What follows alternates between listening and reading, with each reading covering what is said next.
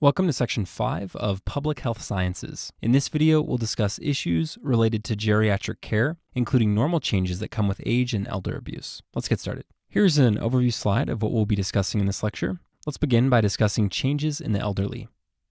As many old people will tell you, getting old is rough. Pretty much everything begins to not work quite as well. Here's a short list of important things that tend to deteriorate with age. First, age results in generally dulled senses, specifically decreased vision and hearing, termed presbyopia and presbycusis, respectively. With regards to vision, people tend to start needing reading glasses at around age 40 because their lens stiffens as they age and it can't change shape as easily to accommodate for near vision. Hearing loss is multifactorial, but is most commonly related to loss of hair cells in the inner ear, and high-frequency sounds tend to go first. Moving down the list, elderly people also tend to have a diminished immune response, predisposing them to opportunistic infections such as pneumonia or UTIs. This can also be a good thing for some patients, however, as autoimmune disorders tend to get a little better as patients become elderly due to their immune system kind of burning out, you could say. Finally, it's important to remember that old people have decreased renal, pulmonary, and GI function. This can become important when evaluating older people for disease. For example, a young person with a GFR of 60 likely has a serious issue with their kidneys. However, an 80-year-old person with a GFR of 60 is probably doing pretty well. A GFR of 100 is normal up until around age 40, after which the GFR is expected to decline by about 10 per year. This pattern isn't totally precise, but it's a good rule of thumb when trying to figure out if an older person has a problem with his or her kidneys. There's no specific pattern like this for pulmonary or GI function, but you should expect any measure of these two to be worse in older people. And poorer than so-called normal testing may not necessarily be cause for concern. Older individuals also tend to lose muscle and gain fat. This makes it important to counsel geriatric patients to engage in plenty of weight-bearing exercise, or they very rapidly become deconditioned. This is especially true of sick patients in the hospital for long periods of time. Sleep also changes quite a bit with age. Geriatric patients will have a decreased sleep latency, which is essentially a complicated way of saying it takes them longer to fall asleep. Once they are asleep, they have decreased REM, and then they often wake up earlier than they would like. Okay, let's move on to discussing some of the sexual changes of aging.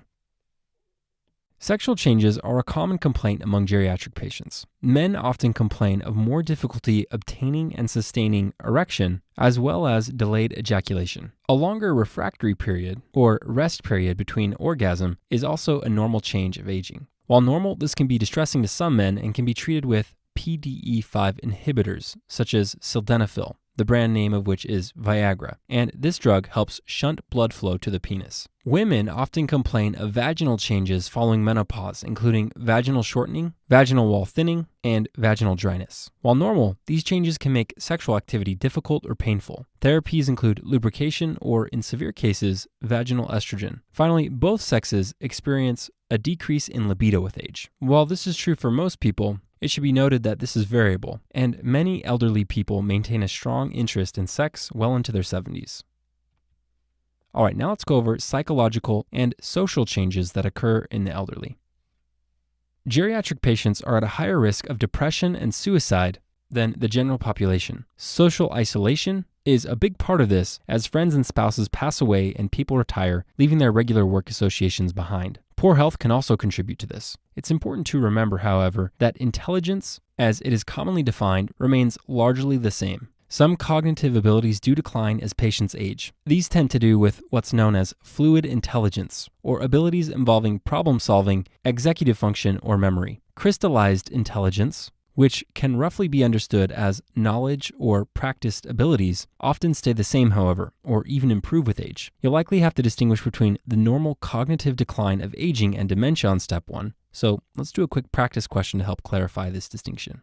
An 85-year-old man is brought to the clinic by his daughter, who is concerned that he is not as sharp as he used to be. She states that he has had difficulty remembering his grandchildren's names, he struggles to find the right words in conversations, and he often only responds to his name after it is repeatedly called. She also reports that he has had more difficulty getting around lately and is having to use his cane more frequently than before. Examination reveals a pleasant elderly man who is not concerned about his cognitive ability. He scores 26 out of 30 on a mini mental status exam and has no neurologic deficits. What is the best course of action? A. Prescribe an SSRI for depression-related cognitive decline. B. obtain brain imaging to screen for normal pressure hydrocephalus. C. Reassure the patient's daughter that he is experiencing normal cognitive decline related to aging. Or D. Diagnose the patient with Alzheimer's disease and prescribe donepezil. Okay, the fact that we've been talking about normal cognitive decline may have already tipped you off that the correct answer is C. Reassure the patient's daughter that he is experiencing normal cognitive decline related to aging.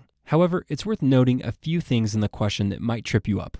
Let's go through the answer choices. A would be a reasonable solution for a depressed patient, as depression can cause significant cognitive decline. However, this patient does not meet the SIG-E-CAPS depression criteria based on his history, so A is incorrect. B is incorrect because he doesn't have any symptoms consistent with normal pressure hydrocephalus. This is characterized by cognitive decline combined with incontinence and gait difficulty. Getting an MRI would be appropriate if you suspected this, but this patient's cognitive decline is not really severe enough to cause concern, as a mini mental status score of 24 and above is considered normal, and this patient scored 26 out of 30. His gait difficulties are also easily explained by his advanced age. So again, B is incorrect. Finally, D is incorrect because Alzheimer's would not be an appropriate diagnosis given the mild nature of his cognitive decline. So again, D is incorrect. And again, the correct answer is C.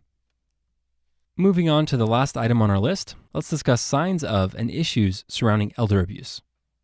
Geriatric patients are an incredibly vulnerable population. They often have significant health issues that necessitate full-time care. They may also be socially isolated and unsupported in their old age. When working with elderly patients, it's important to keep an eye out for mistreatment by their caregiver, neglect, abandonment, or any signs of exploitation. Physicians are in an especially critical role with regard to the safety of elderly patients, because physicians are likely to have frequent contact with older adults as they manage medical problems. This is not only an ethical responsibility, but a legal one, as all states have legislation in place requiring physicians to report any suspected elder abuse immediately. All right, now that we've covered all the information, let's review with another practice question. An 86-year-old female with multiple serious health conditions presents to the clinic with a broken arm and several bruises around her wrists and on her face. She is tearful and mumbles something about falling down the stairs. After further questioning, she admits that the injuries were caused by her husband, who has a short temper and sometimes directs his anger at her. She states that her many health problems have become a significant burden for him, and this likely accounts for his increased stress. She begs you not to tell anyone about what she told you, as she would be destitute if her husband left her. What is the best course of action? A. Immediately call Adult Protective Services and report the husband for elder abuse. B. Treat the patient's injuries and reassure her that your discussion will remain confidential. C. Talk to the patient's husband and seek support for him to help relieve the burden of caring for his wife. Or D. Call the police to arrest the patient's husband for his assault. Okay, while there's no federal law requiring reporting of elder abuse, all states have laws that require physicians to immediately report suspected elder abuse, making A the correct answer. In this scenario, it's helpful to recognize that in order to ensure this patient's safety, her autonomy must be violated, and you must not comply with her request to keep the information confidential. That is why answer choice B is incorrect. C is incorrect because it is important to remove the victim from their abusive circumstance. While it's possible the husband might need support, providing family counseling in this case is not the role of the physician. D is incorrect because calling the police would be too extreme in this case, and Adult Protective Services should be consulted first. So again, the correct answer is A. And with that, we've covered everything you need to know regarding geriatrics.